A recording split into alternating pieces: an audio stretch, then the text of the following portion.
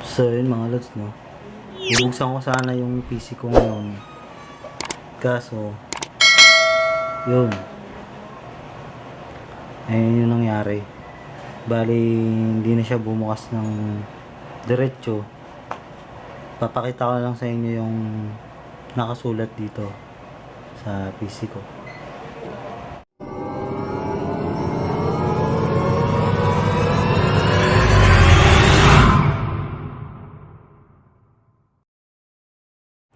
So yan mga lods, pagbukas ko ng PC, yan na yung lumabas. The file is possibly corrupt. The file header checksum does not match the computed checksum. Ayan. Pero tatry ko pa rin na ayusin tong PC ko kung kaya kong ayusin. Yun, pero papakita ko rin sa inyo kung paano ko siya subukan ayusin. At sana maayos ko. Sana gumana ulit.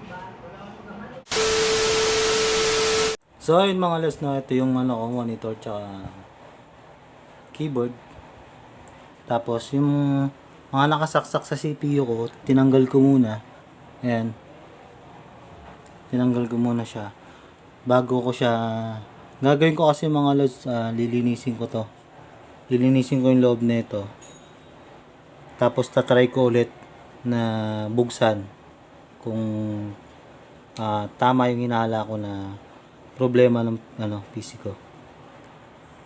So ayun mga lods, no, disclaimer lang po, no, hindi po ako computer technician.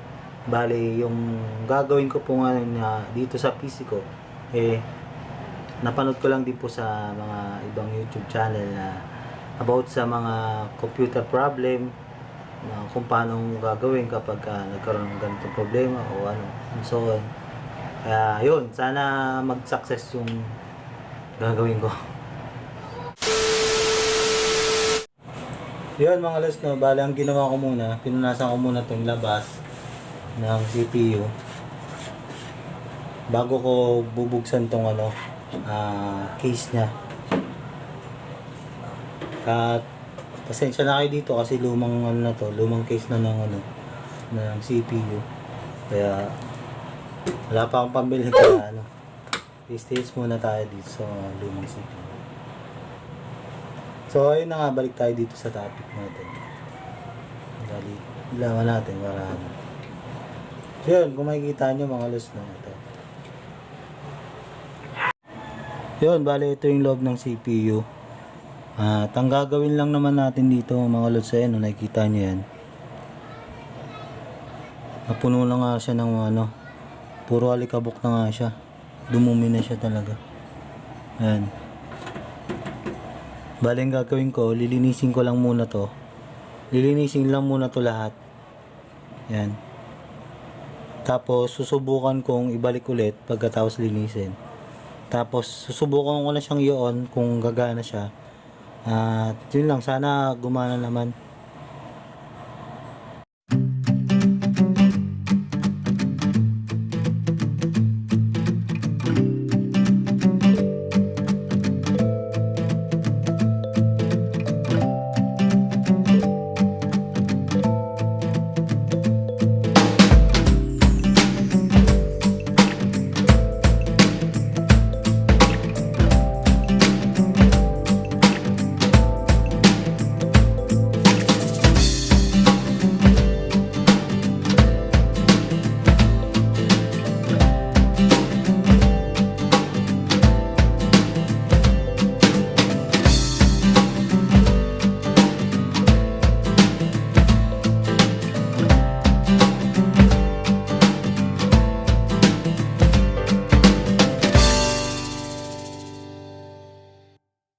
Yun mga lods, bali pinahiga ko na siya kasi tatanggalin ko yung mga tatanggalin ko yung RAM. Bali yun yung lilinisin ko. Tapos ibabalik ko ulit, tatry ko kung gumagana. Yun. Yan mga lods, na ito yung ito yung RAM.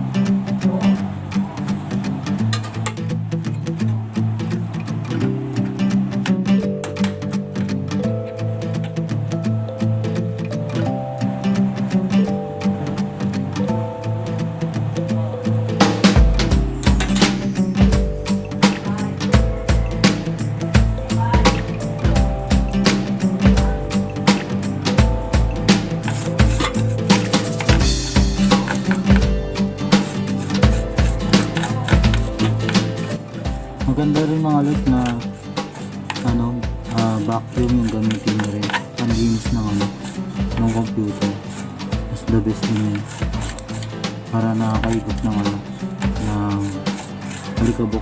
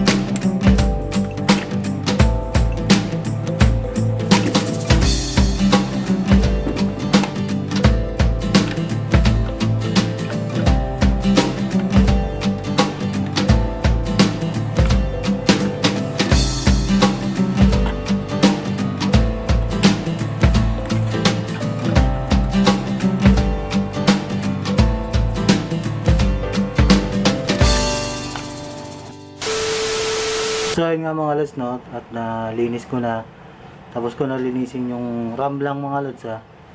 Yun lang yung nilinis ko kasi yun lang yung nakita ko dun sa tutorial na napanood ko na nilinis niya. At bukod doon yung mga alikabok tinanggal ko. At ngayon susubukan ko na siya, kakabit ko na yung mga mga nakakabit dito sa CPU.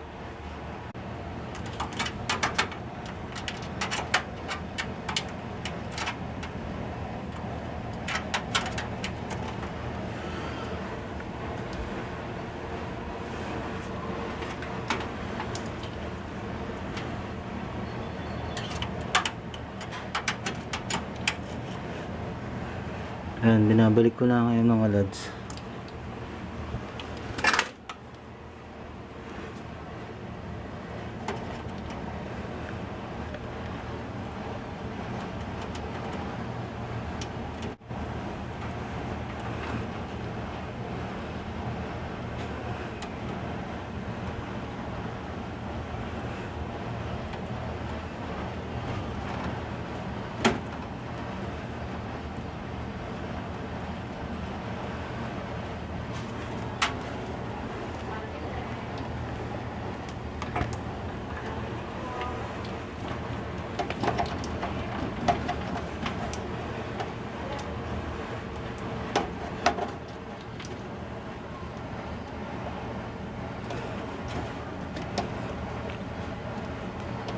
Nakalawang na yung case ng CPU.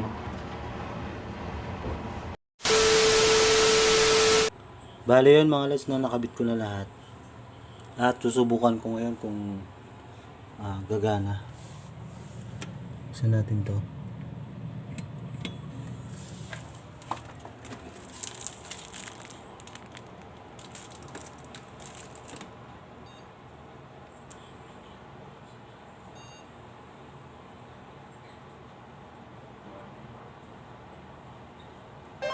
Yun mga lods, no, kung makikita nyo gumana.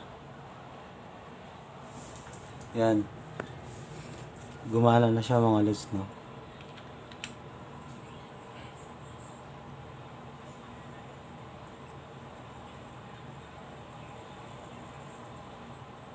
Yan, starting Windows na.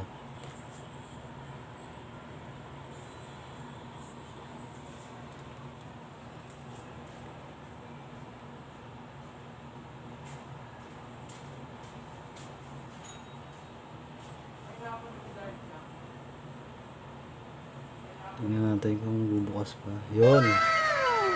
Sa wakas mga lods, no, gumana.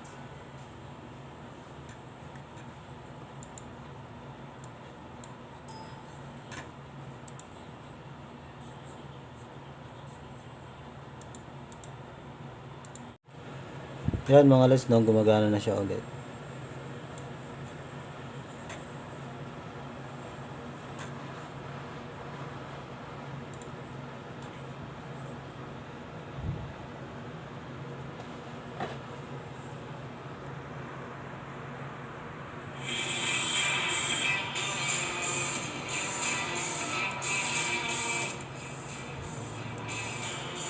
So ayun mga lods, no, sa wakas gumagana na ulit yung PC ko.